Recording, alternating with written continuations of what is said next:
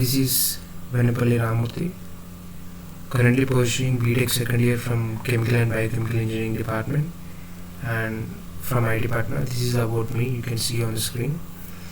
Moving forward,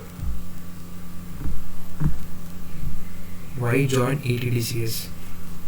So let me say the full form of ETDCS. It is Eternal Talent and Development Society. So here you have an expertise faculty for each topic.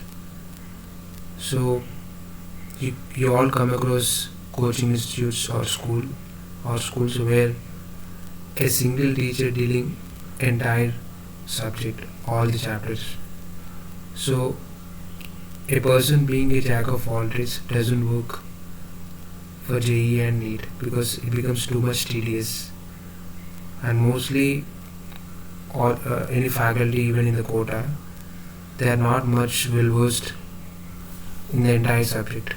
They might be really good at organic, some might be good at physical chemistry. If I talk about chemistry, some might be good at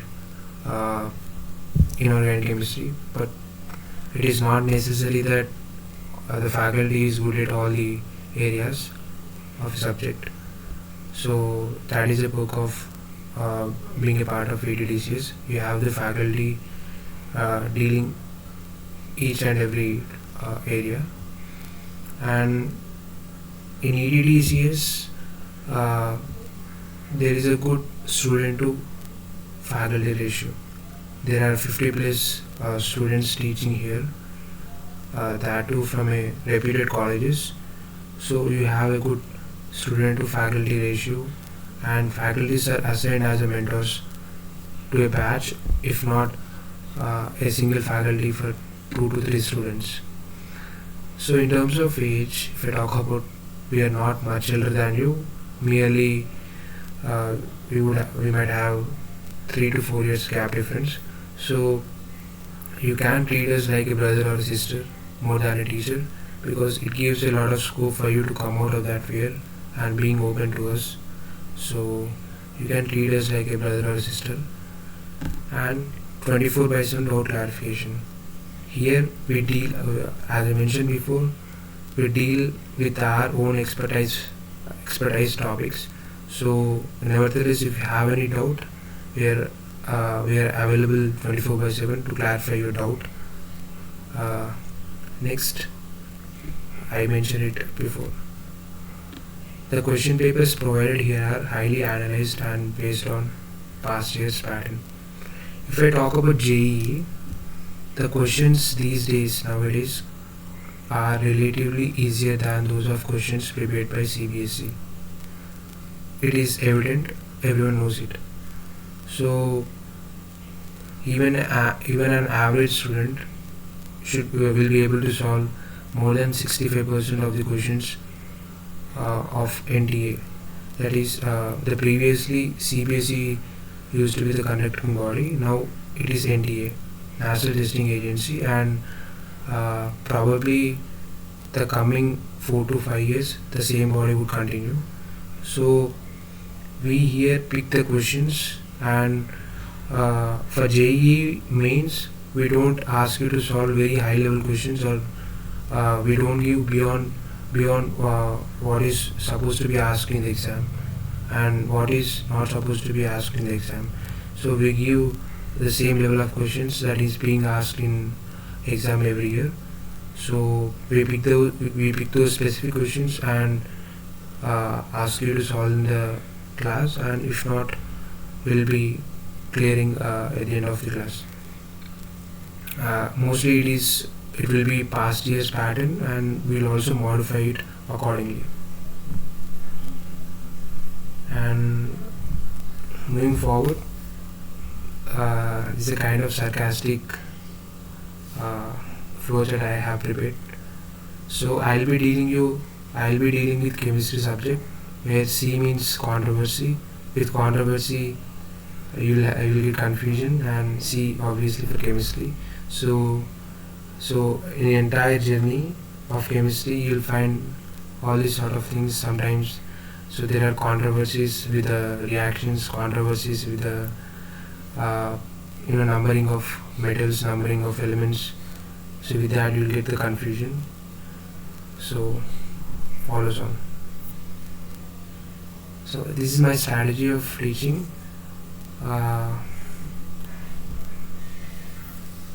So in every class I'll ask you to solve a question based on previous class concept. So that is a kind of revision for you for each class, so that you'll be able to dominate the previous topic. If not, if you're unable to solve the question, I'll again explain you properly. Then teaching theory, teaching some theory of that respective class, and then I'll ask you to solve at least 12 questions. Mostly I'll be dealing with organic chemistry. So for organic you need a lot of hand practice. It is not like if you have read theory you are done.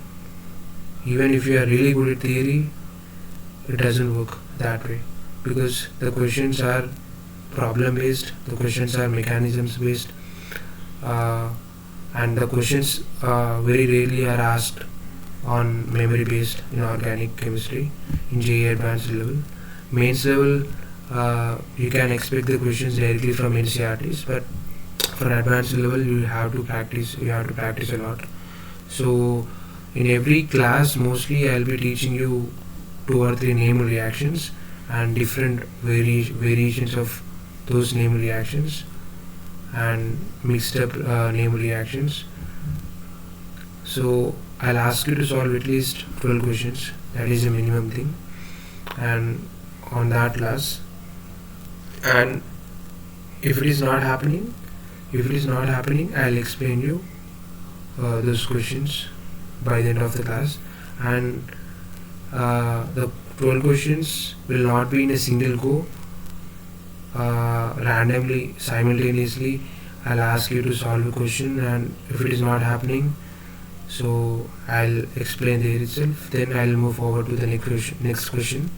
So unless I am not done with these 12 questions, I won't end the class. Then finally ask taking doubts, the most important thing, because in physical chemistry mostly if you know the usage of the formula for chemistry point of view, so you'll be able to solve it. So there won't be much doubts. But even in inorganic chemistry you have to find those techniques and you have to get those techniques. But coming to organic chemistry, you'll obviously have a lot of doubts in you, because every question has its own variation, its own concept. So I'll emphasize more on taking more doubts. So this is the way I teach in the class, and I won't change unless you are convinced with the class. Thank you.